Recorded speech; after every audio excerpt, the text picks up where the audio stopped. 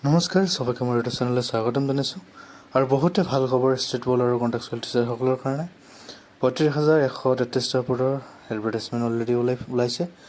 আপোনালোকে 6 তাৰিখ মানে আজিৰ পৰা আপোনালোকে অনলাইন আবেদন কৰিব পাৰিব 12 আগষ্টলৈকে। যিহেতু LP আৰু UPৰ এছিষ্টেণ্ট টিচাৰ আৰু ছায়েন্স টিচাৰৰ কাৰণে এইখিনি আবেদন বা এডভাৰটাইজমেণ্ট কৰিছে। আপোনালোকে আবেদন কৰিব পাৰিব আৰু ন'টিছখনত আপোনালোকে চাব পাৰিছে আপোনালোকৰ পে' স্কেল বা গ্ৰেড পে' কিমান বা পে' বেণ্ড কিমান গোটেইখিনি ডিটেইলছ য'ত দিয়া আছে আপোনালোকে চাব পাৰিব। আৰু ইয়াত কিছুমান কণ্ডিশ্যন অফ দি ৰিকুৱাৰমেণ্ট দিছে। সেইখিনি হ'ল 31 জুলাইলৈকে আপোনালোকে চাকৰি কৰি থকা হ'ব লাগিব কণ্ট্ৰেক্টচুৱেল বা ষ্টেট বলত।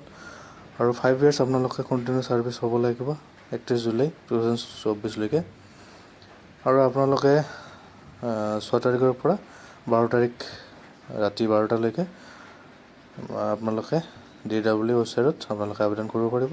আৰু ইয়াত কোনো ধৰণৰ অফলাইন এপ্লিকেশ্যন একচেপ্ট কৰা নহ'ব, সেইখিনি কথা উল্লেখ কৰিছে। আৰু ডাইৰেক্টৰ অফ এলিমেণ্টাৰী এডুকেশ্যন তাৰ পৰা ক্লিয়াৰলি কৈ দিছে যে এইটো কিবা কাৰণত কেঞ্চেল বা পষ্টপন কৰিব পাৰে সেইখিনি। আৰু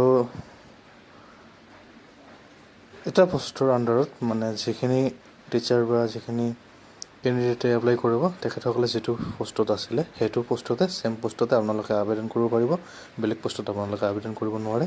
সেইখিনি কথা স্পষ্টকৈ ইয়াত উল্লেখ কৰি দিছে।